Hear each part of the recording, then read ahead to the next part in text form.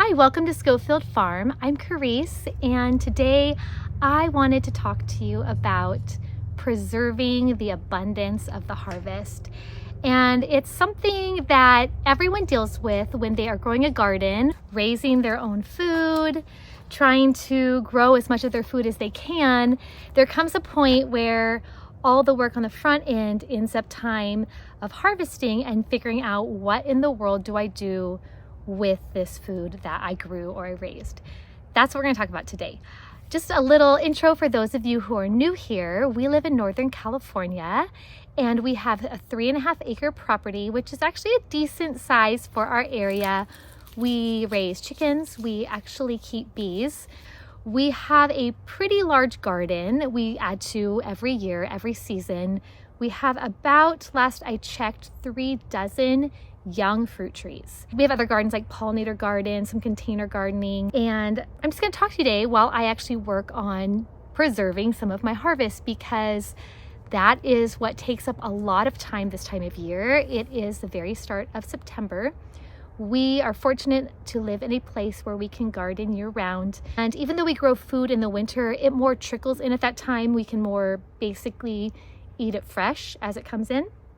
So I'm going to show you a few things I'm working on and just talk to you about the different methods, just some things that I keep in mind when I am dealing with food preservation. There's something at the end I definitely want to share with you that guides a lot of it, but we'll get there in just a little bit. First thing we're going to do as I talk is we're going to actually harvest some chocolate mint. It is a specific type of mint I grow. No, it's not actually chocolate, but it's a wonderful flavor. I like it personally better than peppermint. I like to harvest it for tea, and it's got a little bit attacked by bugs lately.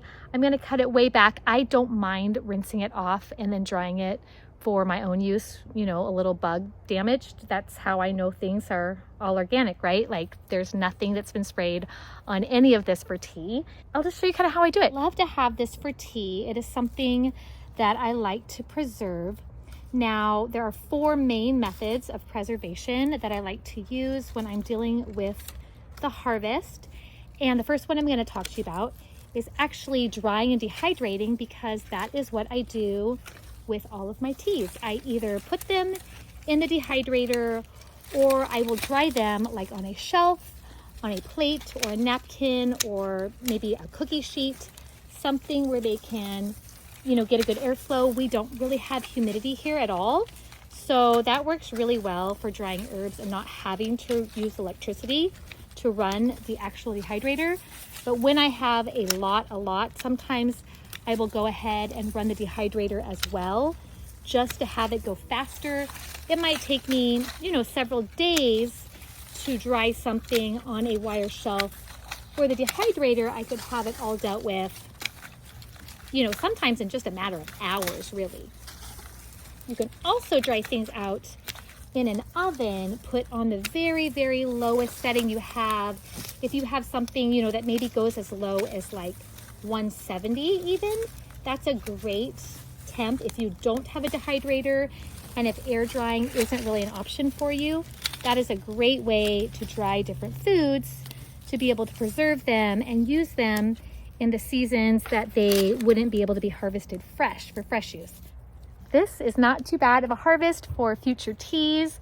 My winter self is going to thank me, because I love to drink peppermint teas, especially if I've had like a large meal, I need help with digestion. This is a wonderful way to calm the belly. Here are some dill heads, some flowering heads that I am just drying out here on this table in the tray because it's so dry out here. These will be perfect to pop into a jar and use for things like pickling. So drying harvest can be super easy. I rinse these and I'm just gonna kind of lay them out on a cookie sheet and just wait for them to dry. Not super tricky. Once they're dry, I will gather them up and I will put them in like a jar or something. I don't vacuum seal at this point. I know a lot of people do. It probably would keep it even fresher. But if I keep the jar closed and I use the tea a lot, I find that I tend to use it in plenty of time. Just get this all laid out, and then we will have dried tea in just a few days. The next way I like to preserve things is freezing. Now, I stick all sorts of things in the freezer. In fact, that's like the preservation method that I am personally most comfortable with, because that's what I grew up with my mom doing the most, was making big batches of soup or stews, chilies, sauces, and putting them in the freezer. And sometimes I'll actually just freeze bags of peppers or tomatoes or something that I want to get back to later, so that I can deal with it when I have more time, and that's totally a legit way to do it. I have got to tell you that I put a bunch of tomatoes up in the freezer several years in a row and didn't actually get around to canning them, but that was okay because we could still use them because they were preserved. Freezers use electricity, they run out of space, but they're really legit ways to save a harvest and to preserve it. Another way I like to preserve the harvest is to can, whether that is water bath canning or pressure canning. And I actually am still growing in my canning skills. I've made jams for a long time, but the pressure canning I've only been doing for about, I want to say, a year and a half, almost 2 years. And I like to put up some broth for later. We'll do different fruits. We will do pumpkin, which we like to use pumpkin. We love to grow pumpkin, use pumpkin. It's a great way to make things shelf stable and not have to rely on the freezer. And then the fourth way I like to preserve the harvest is to ferment, which is what I'm actually working on right now. I'm making a batch of fermented dill pickles with a combination of lemon cucumbers, pickling cucumbers, grape leaves for crispness, garlic we grew, peppers we grew, dill we grew. It is a great way to preserve the harvest. Now you can technically keep ferments on the shelf. They will just continue to sour, but I like to put them in the fridge as soon as they're to the sourness level that I personally enjoy, my family enjoys. It just slows down the fermentation process. And we eat them so fast that they don't ever end up sitting around very long. A couple of my kids could just sit and eat probably a whole jar of pickles, no problem, without any other meal. So I love to make pickles, ferment sauerkraut from cabbages. We've fermented radishes and even the little radish pods when the radishes decide to bolt. The pods are edible while they're still green before they dry out the seeds. And we fermented those. We ferment hot sauce and peppers and garlic. We've done fermented honey, like garlic honey. I'm trying to think. I know there's more fermented things that I'm forgetting, but it is a great way to preserve the harvest. And I have some different videos on that. I love to use clamp jars with a little rubber gasket for my ferments. I know that you can buy fancy equipment, but this works just great for me. And it's actually a very inexpensive way to do fermentation. So those are like the 4 main methods that I like to use for preserving the harvest. I also just wanted to share some thoughts I have about preserving the abundance, preserving the harvest, and making it easy and doable for anybody, whether your garden is really large, whether your garden's really small. Maybe you have a plum tree and everything is ripe at the same time and you get a little bit overwhelmed, like I've got all this fruit and what do I do with it? How do I maximize the benefit and not let it go to waste? My first piece of advice is do it in baby steps. I have always been a fan of that movie. I think it was back either in the late 80s, early 90s, called What About Bob with Richard Dreyfuss. And he wrote this, hit bestseller book called Baby Steps. And it was talking about how to break things down into small amounts that are not overwhelming. I have struggled with overwhelm paralysis pretty much my whole life, but when I can put things into baby steps in small, doable amounts, it works a lot better for me. And I know a lot of other people are like that. I'm not the only one that can struggle with paralysis when it is a large amount that needs to be done. So what I try to do is I try to make my fermented pickles in small batches. I will do maybe just a jar at a time when I might only have just enough cucumbers to do that one batch, instead of saving things up to have to spend the entire day in the kitchen and feeling really overwhelmed and maybe even avoiding doing it altogether. So baby steps. Another thing I want to say is you can actually have too much of a good thing. Let's go back to our example of a plum tree. Plums don't ripen gradually like cucumbers do. Cucumber harvests, they can trickle in. Sometimes they're overwhelming, but it's much more likely to trickle in, where a plum tree is usually ripe pretty much all at the same time. Things that you can do for like an overwhelming amount of fruit is you can freeze fruit. I like to cut up plums and freeze them in batches to make jam later. We keep stuff in the fridge. We will try to, as I said, can and make jam and make preserves. But honestly, at the end of the day, when there is an overwhelm of a good thing, it is awesome to share the harvest. And I am reminded of a parable that Jesus shared, that he was talking about a man who had so much grain and so much abundance on his farm that he had an entire silo full.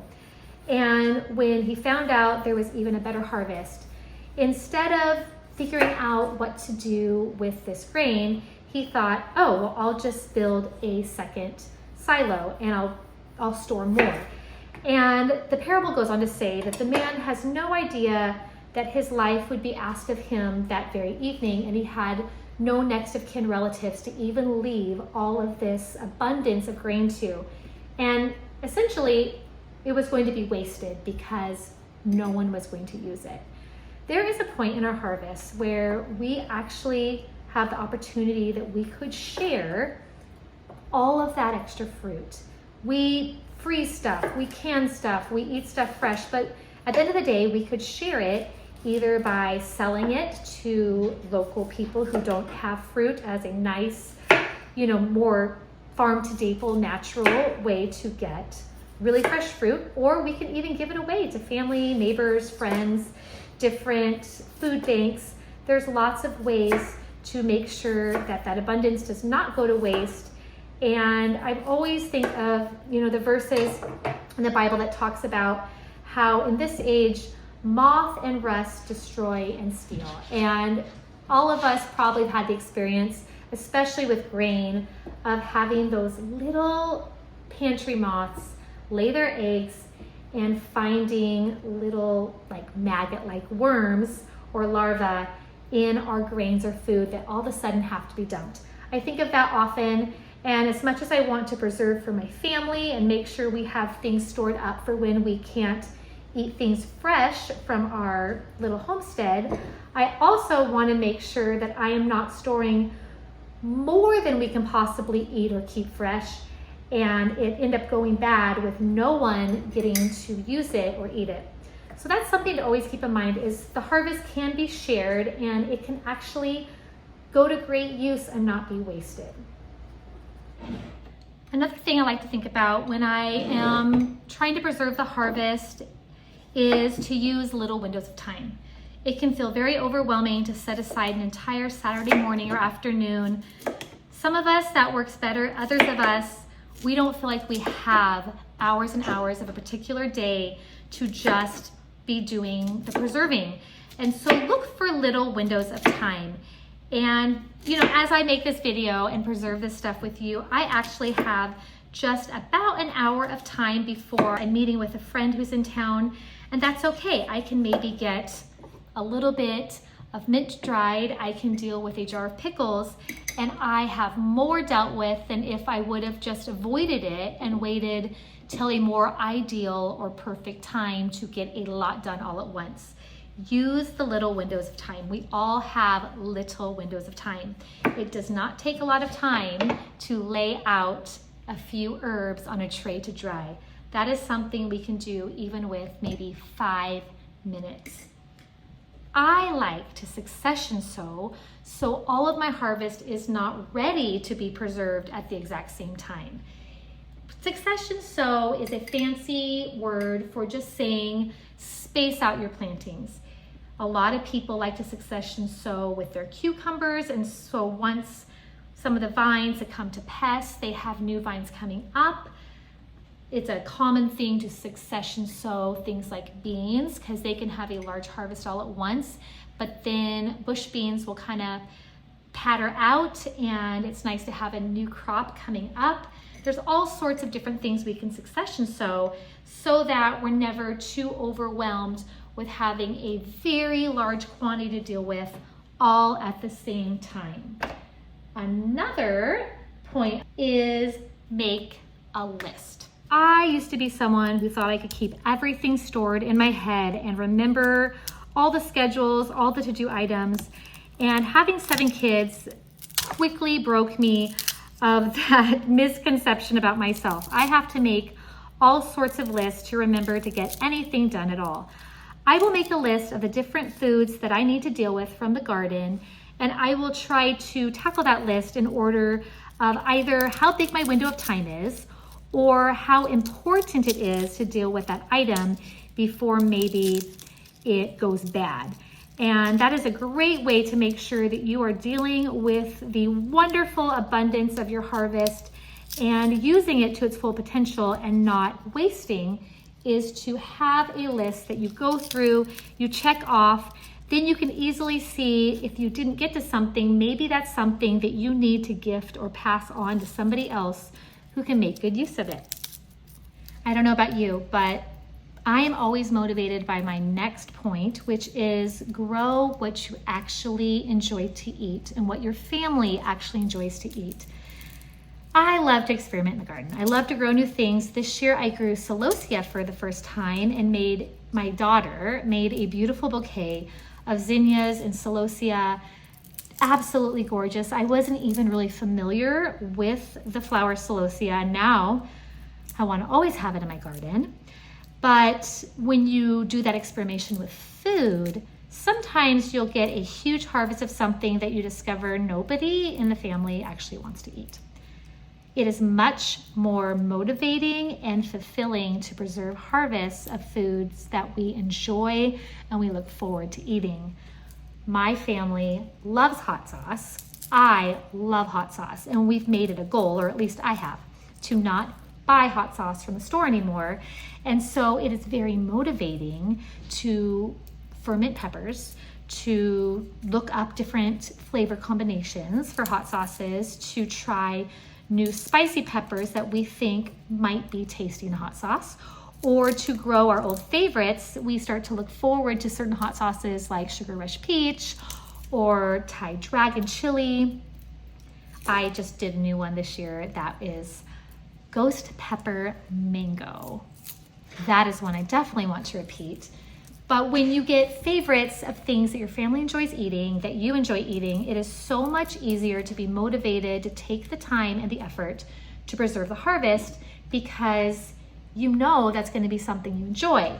If you have a ton of something that you kind of feel obligated to eat so you don't waste it, it is a lot less likely that you're going to actually put forth the effort to have a good store food preservation. Nobody wants to have on their pantry shelf jars and jars and jars of a food that nobody is going to pick to eat.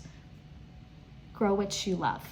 Something else that I really like to do just to help me stay motivated, I am somebody who likes to write off motivation. And if I'm not motivated, it is very, very difficult for me to make myself do the different tasks like food preservation when I'm already tired from being out in the garden picking a bunch of things that I harvested and weeding and doing all the upkeep. Is I like to take a little time to look up new recipes and different things that I think our family would enjoy eating or I think sound good. And it gives me some direction and focus. Think about preserving the harvest. I'm more motivated to put things in the freezer, to can, to dry when there's something I'm really looking forward to making as a recipe.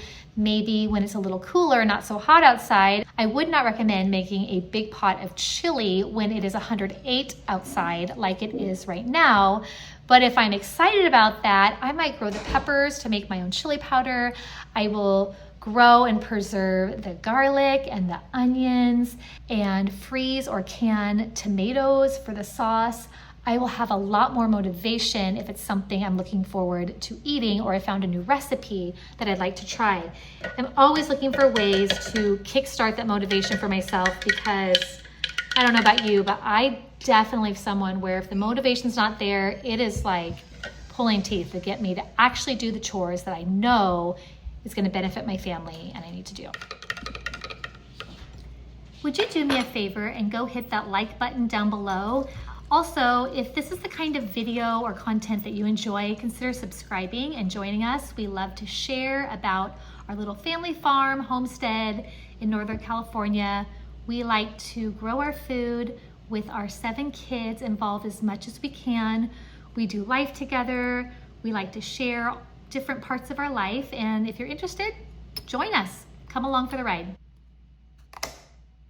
And here are pickles I started last week that are just now ready to go in the fridge. We replaced the other ones in the cupboard. Once again, I just did 1 jar at a time. I'm not gonna make it too overwhelming for myself that I feel like quitting before I even start. I like to make sure that I'm actually gonna follow through and do the things that I wanna do. Lemon cucumbers are so good. One goal I made for myself was to preserve not just more and more of my own teas. I love to drink herbal tea every single night. Coffee in the morning, tea at night. But also I want to dry my own peppers for spices. Right here, this is a paprika pepper that I was really motivated to make my own paprika. And so I started growing paprika. I like to harvest it. Just really simple, put it in a Ziploc bag with the date. And then I have actually a spice grinder. It's like those old school coffee grinders. They were originally spice grinders, believe it or not. And I will grind my peppers, dried garlic, like right here. Let's see if I can show you. And I will grind this and make garlic powder, cayenne powder, paprika powder, all sorts of things. It's just a little challenge and goal. Do I still buy spices? Yes, I do. I just bought a big, like a pound of chili powder, but I am growing specific peppers out in the garden that I can eventually replace my chili powder with those, which are a really good substitute. It's actually the ancho chili. When it gets red and is dried out and ground, it is a wonderful chili powder. So that's kind of a goal I made for myself. There's lots of ways that you can do this. Find something that actually motivates you, that your family will use, and that will help your grocery budget and help your cooking and your kitchen. We invested in this label maker. It was my husband's idea, definitely not mine. I don't know why I resisted it so long, but I love it. I print out different labels all the time. Like you can see right here, Thai basil. I always think I'm gonna remember what something is. I always forget what it was that I put in the place. So I'm just going to type out chocolate mint for when that is dry, print it, and then I will cut. Looks like last time I typed out lime basil, which I'm finally ready to deal with. Right here, it's been drying on the shelf for a few days and perfect. Now I don't have to rely on my spotty memory of which herb or which tea or which spice I have in which jar. So the next point I wanted to make was do not be motivated by fear. Fear is a terrible motivator. And I'm going to try to explain what I mean by this. There is a lot of stuff in the headlines, a lot of things that can make it feel like maybe there's going to be a reason that we need to store more food and make sure our family's taken care of. Anytime it's one of the years of an election cycle, sometimes things can feel a little unstable, unsteady. I think you know what I mean by fear. All of us experienced 2020 and those shelves that were empty in the grocery store or nearly empty. I remember one night, late at night, going to a grocery store where I would never typically buy toilet paper, and calling my husband, who was at a different grocery store where we also would never buy toilet paper, but we have a family of 9 and we had run out of toilet paper and Costco had no toilet paper and it got a little desperate, you know? So it was impactful to have a time when things that we consider necessities were not in the grocery store. And it's really easy to switch from a mentality of wanting to be prepared and preserve the harvest and take care of your family to slip into something that's more of fear and be fear-based. And I guess the reason I want to warn against going off of fear is because often fear makes us look inward and focus just on ourselves. And we never want to be storing up or preserving just to take care of, me and my own. Take care of ourselves. We want to have a mindset, or at least our own family wants to have a mindset that we're looking outward and we're thinking, if I can be prepared, if I can take care of the abundance that God gave us. And different years for us, it's completely different things. This year, we have a lot of cucumbers, and the last 2 years, we have had barely any cucumbers. I couldn't even make pickles without my neighbors next door giving me some of their abundance of cucumbers. But every year it seems to kind of cycle through what it is. One year we had like 50 butternut squash. I think we had 3 or 4 plants. We had tons and tons of butternut squash, which is great because that will last in the winter without doing a whole lot more than just curing it in the sun and making sure that you pick it when the rind is fully formed. And so for us, different years are different ways. And we want to be able to look at our harvest and thank God for providing for our family. And we always pray over our garden, even over our different little garden starts before we plant them out, that God would make them fruitful to provide for our family and that we would have enough to share. And that is always kind of our own family's aim and focus. Is we look at the harvest and we think, this is wonderful. What is of this is for us to eat and for us to store, and what of this is for us to share with someone else. Maybe it is in the form of selling it on, I have a little farm stand on Facebook where I'll post some of my extras, or maybe it is calling up a friend that I know is having a tight month and saying, hey, I have extra of this. Would that be something that is helpful to you? Is it something that your family actually enjoys eating? Because I don't want to offload a bunch of zucchini to a friend who none of them like zucchini. I want it to actually be something that's useful and helpful to them and that they would enjoy. So that's kind of the mindset we want to have, is as we preserve, as we store the harvest, whether it's canning, freezing, dehydrating, drying, fermenting, we want to be outward focused and not fear-based and just inward focused. It really does change the way we approach things and the way we actually use things, I think. My last tip, my last point I want to make is honestly the most important. It is be realistic. I am somebody who really struggles with being realistic. I will have really big plans, really big ideas. I always seem to start more seeds than I ever could plant. I always seem to think that I can preserve more things than I realistically can preserve, that I can do more things, fit more into an hours of the day than are even humanly possible. Be realistic with yourself. Last year, I had a great tomato harvest of the paste type tomatoes. Roma, La Roma, and Martino's Roma were 3 varieties that did really well. And I did a bunch of gallon Ziploc bags and I froze them. And I had a plan of canning in the winter when it wasn't so hot outside, when I wouldn't feel like I was slaving over a hot stove, totally not taking into consideration that I had a shoulder surgery scheduled for January. My husband had a knee surgery scheduled for December, which I think ended up happening the last day or 2 of November, got moved up early. We had Christmas, the holidays, we had an out-of-town trip in December. I did not get those tomatoes canned. And part of me could have beat myself up that, you had these plans, you didn't do it, you didn't actually follow through. But those tomatoes were perfectly fine in the freezer. And we made wonderful pasta sauce, which I used to make homemade gluten-free lasagna for my kid's birthday those tomatoes weren't wasted.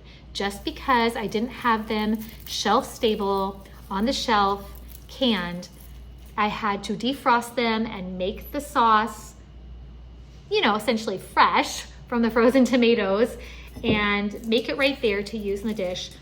That's not a failure. There are times that you will have a really good idea and it might come down to, I can't actually process this fruit. Maybe I need to give it away. That is okay. That's not failure. That is actually success. Be realistic with yourself. If you are not realistic, you will quit. The number one reason people quit at anything, but really at gardening and homesteading and trying to do these things to take care of their family, is from overwhelm. It's from burnout. It's from having unrealistic expectations that were not possible to do anyway. Let's celebrate the victories we have. Let's celebrate the things that we do get canned, the things that we do get dried and preserved. Let's be generous with the things that we just don't have the capacity to deal with. If our garden and our fruit trees and our chickens, if they're producing abundantly, let's look at the harvest and say, this is a wonderful thing to be thankful for to God. And what is this that I have capacity to put up for my family for later? And what of this am I supposed to pass on to bless somebody else? I hope that this was helpful to you. It honestly was helpful to me to be able to chat with you while I tried to deal with this little pocket of time to preserve my own harvest. This right here, by the way, friends, is a new to me basil. It is lime basil. Got the seeds from my aunt, growing it for the first time. And I'm really excited to use this as a tea. I love tea. I might even have this as a tea in my little tea infuser wand with my raw honey from our backyard tonight, because basils are such a fun type of tea. I will see you in the next video, but I'm so glad that you stayed and stuck around till the end of the video with me. If you are still here, let me know in the comments that you made it till the end of the video, and let me know maybe your go-to method of preservation. My go-to method is usually freezer, but I'm expanding myself more and more to do all the different ways. I'll see you soon.